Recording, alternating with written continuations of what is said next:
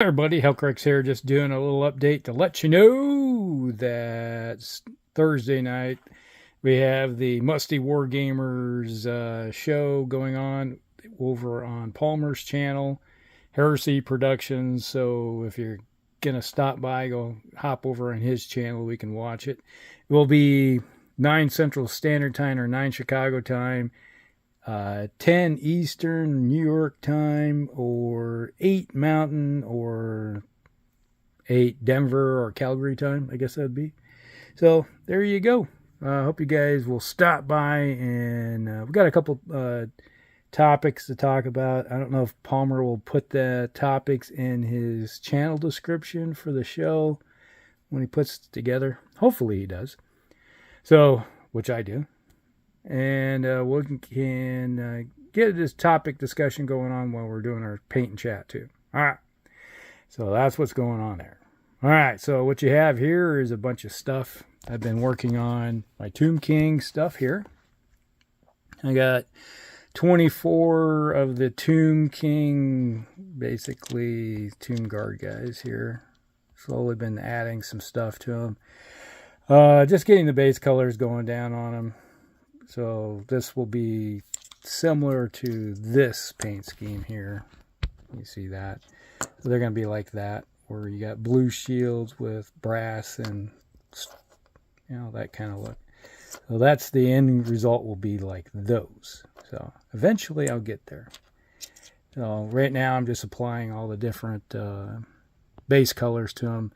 So once they get to a certain point, they'll kind of look like these guys here, which these are the archers. I've been adding base colors to them, and once I get to the point, I won't do any of the blue like you have in like you see on those guys, the blue there. I will wait. That's the last thing I'll do for them after I get all the different colors on. So I've been working on the archers, which I'm just adding the bone effects on it, and then I'll put a wash on it, and then I'll bring that back out so you can see the different effect of the bones. And then the cloth that they have on them will be reapplied with a little bit of Seraphim Sepia to kind of make it dirty looking cloth that's on them for bandages and stuff like that, the wraps that they will have on them. So there's that. And then over here you can see I do have some, okay, here we go, bring it back here. You can see that the banners that will go for the unit, these are from different companies separate from these, and you see the scale isn't quite, these ended up being slightly bigger, so I'm not too happy. And they're really tippy, so what I did was, you can see here, that's a big chunk of lead. I took a fishing sinker and I smashed it down with a hammer and then cut it to the size and filled the bottom with it. And you can see they're on the top of the base right there too. So makes it heavier so it will stand a bit. Then you got this one, different here. Another banner. We'll go for that. And then there's some leader types that will go with them, which could easily be used for a Tomb King or a Prince or something of that nature, if I wanted to. And then they have musicians, but they got these big horns. They get 2 sets, and the horns stick out so far. They stick like a ½ inch out past the base, and I'm like, no, that's just wrong. I'd have to shrink them down to make them even fit, and that would look weird. But they got these harp-like things that kind of fit on. You can see how far that sticks out. Just imagine a horn that sticks out. I guess they stick out about 1 inch. That's how far. And he's already sitting at the back of the base, so it's going to make it harder to rank up. But, you know, it is what it is. So I got a couple of those.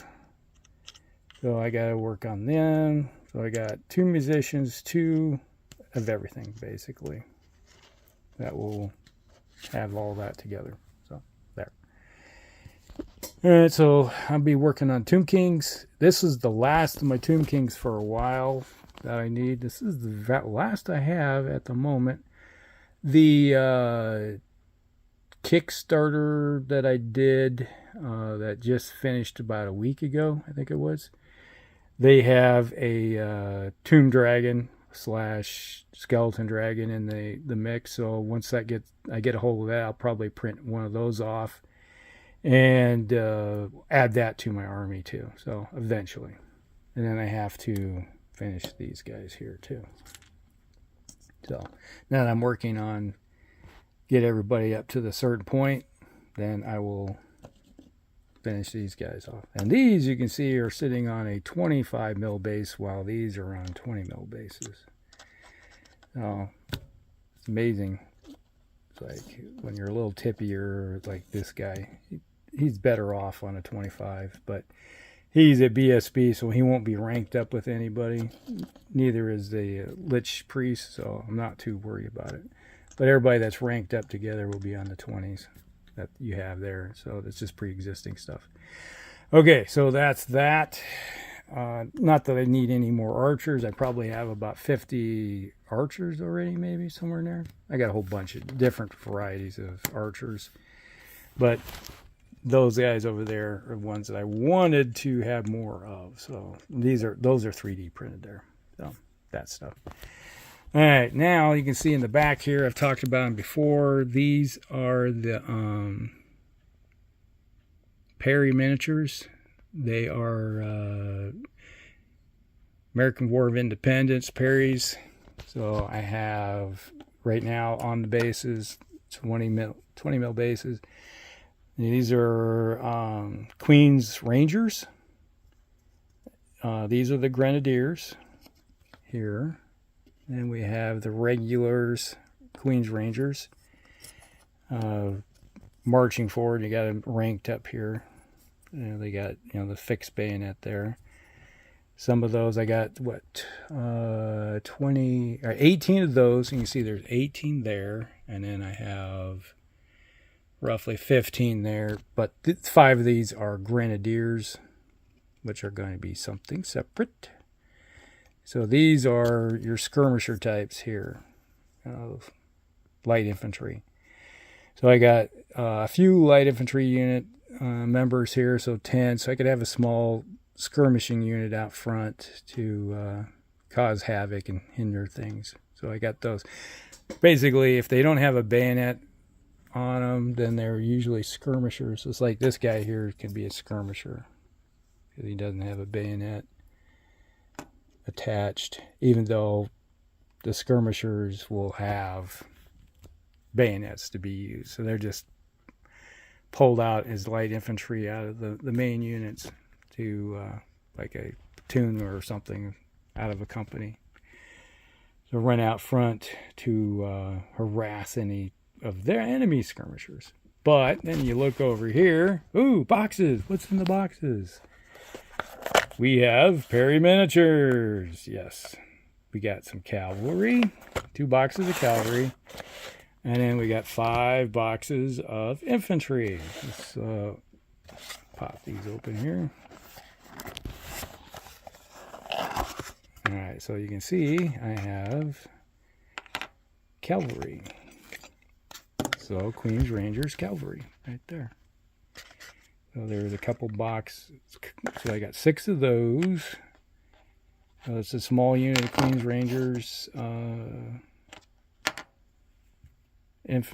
cavalry here. And these look, they got a slightly different helmet headdress than your typical. You can see here how those look. They're like a shako on top of their head there. It's very similar. Look, it's almost reminiscent of early Napoleonics. That's what it reminds me of. So we have those. So they're all the same way. You can see here how those look. And you got the little half moon right there on their helmets.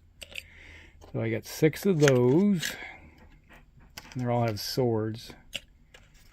And that's number 28, and there's 27. So if you look at the Perry miniatures, you can just enter the code, and it'll tell you exactly what unit you're looking at there. So these, units here. Same horses, except this is the command structure here. So we got a trumpet, and you got an officer with a sword.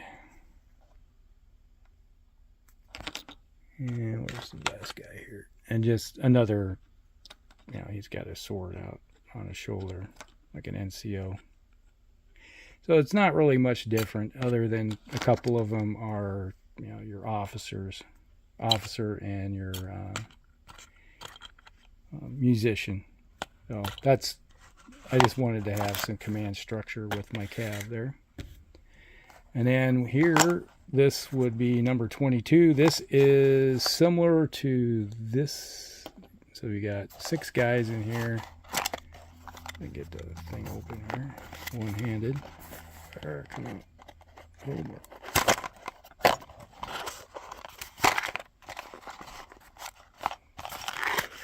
So here we go.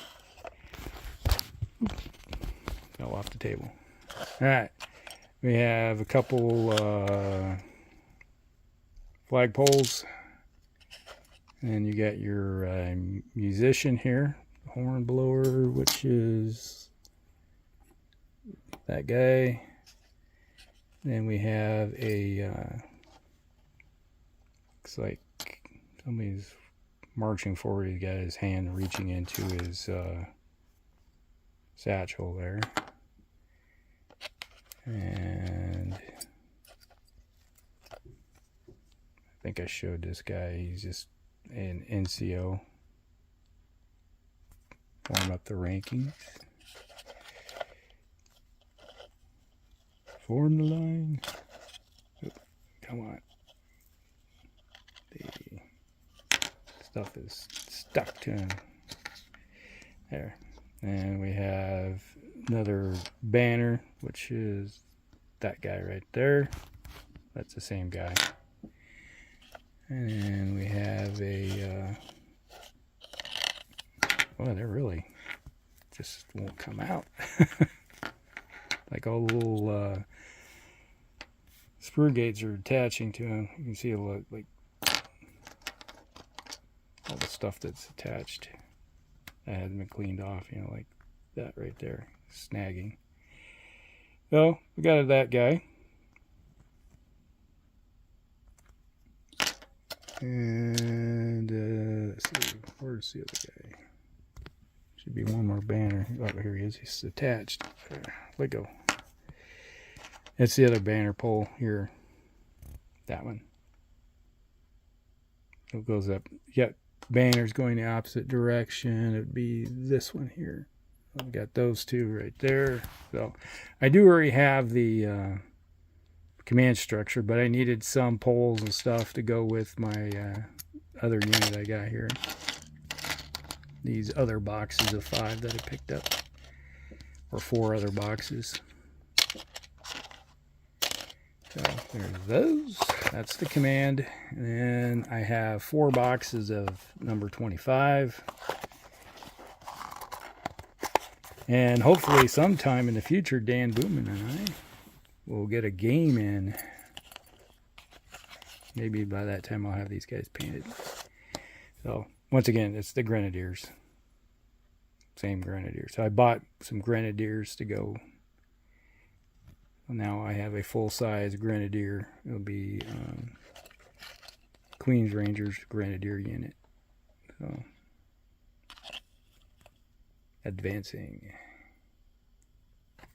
It didn't take too long. I ordered them about 3 weeks ago. So it took about 3 weeks to get them in. And I just got them in the other day. So I ordered them early. I think it maybe, yeah, I guess it was about mid April, or not April, but February when I ordered these, and they showed up. So yeah. Some nice detail. That's a wonderful thing. They're kind of expensive for buying metal miniatures, which I do like monopose metal miniatures. You don't have to put anything together other than the banners. You know, like over here, you got to put the pole on. That's one thing. But if more companies would just give you monopose, I don't need much excitement, you know. It's like a monopose item is, makes me happy. Less work. So you're seeing, it's the same thing. They're all almost identical. So it'll fill the rank and file out pretty nicely. And I do have some 3D printed Queens Rangers that I picked up online, but you know, it is not overly great, exciting style miniatures. I gotta put them, they're pieces, like you gotta put the arms on, you gotta put the heads on. And for me, assembly sucks. I hate assembly. Now, back to fantasy. One last thing. Where are you going? I got this guy. Moving back a bit. It's a dragon. I 3D printed this little this dragon. This is an elf dragon for the army. You can see there's some green stuff in it. So when I glued it together, I looked at it and go, well, there's some enough gaps that it didn't look right to me. It just didn't blend well enough. So I went through and just filled everything in and put some detail on the where everything is. You can see where I gave it some structure and everything to it. You can see around the head right here. Give it look like scales. And there was like a line going down his front end right there. And I was like, that doesn't look so good. So then I filled in his mouth with green stuff. I spent an evening, probably about 4 hours, doing everything, filling everything in. So everything has been filled in nicely. So it doesn't have any gaps in it. But it's a nice little model. And then I got this base here, a 3D printed base. And the plan is to, once I get him painted up, I'll glue him in there so he's like his tail isn't hitting on the ground and be up like that. It'll attach to that base. And there's some holes here in the bottom where I might put some pins in and stick them through, just to have it like that. I do have 50 by 100 bases I could throw them on, but it just doesn't look right. It's like it's a little too narrow, so I went with the larger base to give it more of a dioramic effect. And I'll put some stuff on that base too. So there. So that's what's on the table at the moment. What I plan on doing. So just to reiterate, come tomorrow night, Thursday night, we have the Musty Wargamers show. So stop over on Palmer's channel and we'll hope to see you there. All right. Hellcracks out.